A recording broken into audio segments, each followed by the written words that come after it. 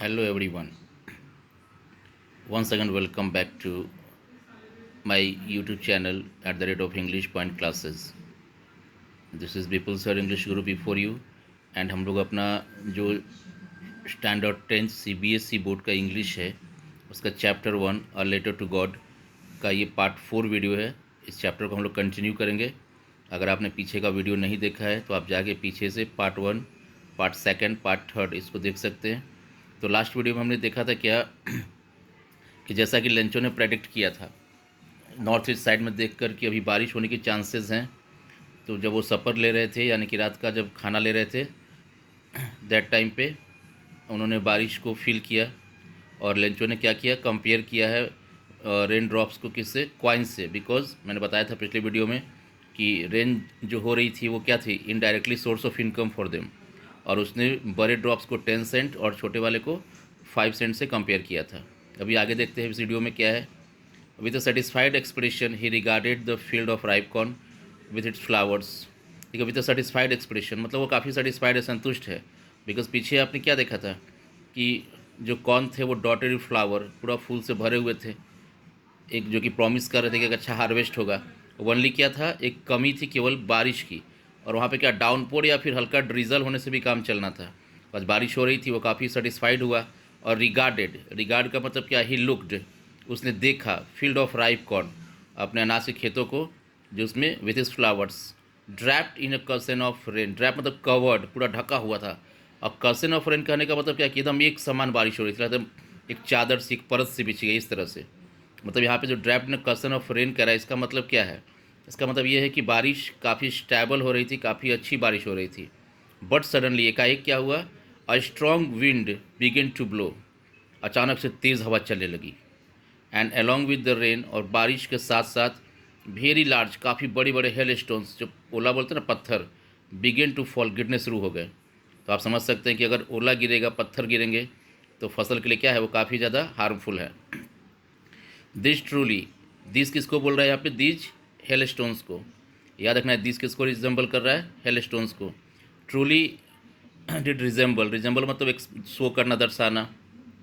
New silver coin, शुरू में तो ऐसा लगा जैसे वो चांदी के सिक्के गिरोची को चमक रहे थे। The boys exposing themselves, boys का मतलब क्या, जो लेंचो के यंगर और एल्डर सन थे वो एक्सपोजिंग देमसेल टू रेन, वो लोग बारिश में अपने आप को अलाउ किए, एक्सपोज किए, अलाउ किए। रैन आउट, बाहर दौड़े वो लोग, टू कलेक्ट द फ्रोजन पियल। यहाँ पियल तो मोती होता है, आप फ्रोजन किसको बोल रहे हैं यहाँ पे, जो अपना जमा हुआ, जो उसका मतलब जो बर्फ़ गिर रहा था ना, फ्रोजन पियल किसको बोल रहा है उसने, हेल स्टोन्स को। लोग बाहर गया दौड़ के बच्चा, और वो उस मोती को कलेक्ट करते हैं। मोती मतलब क्या, हेल स्टोन्स को। तभी लेंचो वरीड हो जाता है। क्यों, देखिए आगे बोला है क्या, it is really getting bad now, अब तो बहुत बुरा हो रहा है। रियली, सचमुच में, it is getting bad now. Exclaimed the man, अब मैंने वो चिल्लाया, लेकिन वो जो चिल्लाना था वो तेज़ आवाज़ था, उसका दुख का था। पीछे एक एक्सक्लेम आया था, वहाँ पे उसने जॉयफुल रूप में कहा था, खुश होकर कि बारिश हो रही है, अब अच्छा फसल मिलेगा। लेकिन जैसे ही यहाँ पे वो बारिश के साथ तेज़ हवा चली, हेल स्टोन्स गिरे, तो लेंचो वरीड हो गया और बोला, it is really getting bad now, I hope it passes quickly. मैं उम्मीद करता हूँ, आशा करता हूँ, प्रे करता हूँ कि इट पासेस क्विकली, जल्दी ख़त्म हो जाए। इट यहाँ किसको इंडिकेट कर रहा है, वही हेल स्टोन्स को, जो बारिश के साथ शुरू हो गए थे, तेज़ हवा को। It did not pass quickly, लेकिन ऐसा हुआ नहीं। उसका जो होप था कि ये जल्दी ख़त्म हो जाए, ये रुक जाए हेल स्टोन्स, वो रुका नहीं। It did not pass quickly.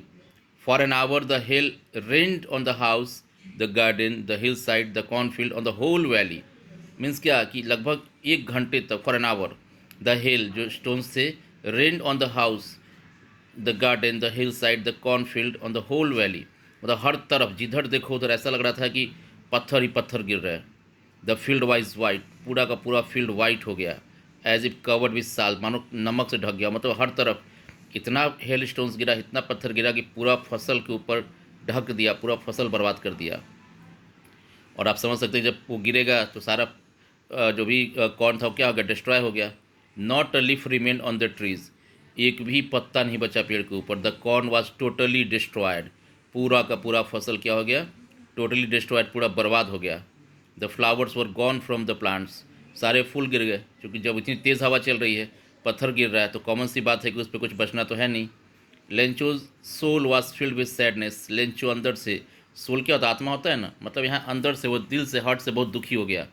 When the storm had पास, जब तूफान ख़त्म हो गया, मतलब तेज़ हवा बंद हो गई, हेलस्टोन्स बंद हो गए, he stood in the middle of the field, खेत के बीचों बीच खड़ा हुआ, and said to his son, अपने बच्चों से कहा, a plague of locusts would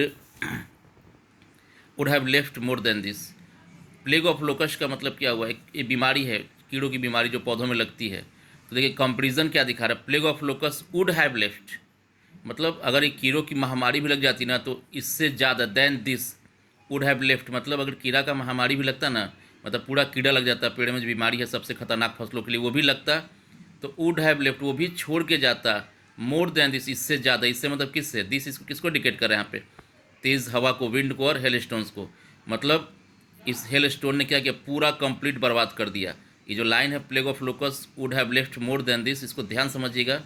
ये जो लाइन है ये दिखा रहा है कि हाउ डिस्ट्रक्टिव, कितना विनाशकारी था ये विंड और ये हेल स्टोन, क्योंकि बोल रहा है कि जो सबसे खतरनाक चीज़ है इस फसल के लिए, अगर वो बीमारी भी लगती, कीड़ा भी लग जाता, तो भी इससे कुछ ज़्यादा बचता। The hail has left nothing, इस ओलावृष्टि ने तो कुछ भी नहीं छोड़ा। This year we will have no corn, इस साल तो हमारे पास कुछ अनाज नहीं होगा। काफ़ी दुखी है, परेशान है। That night was a sorrowful one, उस रात, जिस रात ये बारिश हुआ, तूफान हुआ, सारे फसल बर्बाद हो गए, सोरोफुल, काफ़ी दुखी था, बहुत परेशान थे। All our work for nothing, देखिए all our work for nothing का मतलब क्या हुआ कि सारा मेहनत, ऑल लेबर वेन में चला गया, सब बर्बाद हो गया, सारा वेस्ट हो गया। There is no one who can help us, बिल्कुल हेल्पलेस है, होपलेस हो गया है बेचारी। ये लाइन जो दिखा रहा है कि there is no one who can help us, कि अब हमारी मदद कोई नहीं कर सकता, मतलब ये लेंचू बिल्कुल होपलेस और हेल्पलेस हो गया है, बिकॉज सब कुछ अच्छा होता, अचानक से एक सेकेंड में, पल भर में सारा बर्बाद हो गया। We will all go hungry this year, हम सब लोग इस पूरे साल भूखे रहेंगे। वी मतलब क्या, वो अपने पूरे फैमिली को इंडिकेट कर रहा है कि हम लोग सब लोग इस साल क्या होंगे, भूखे रहेंगे।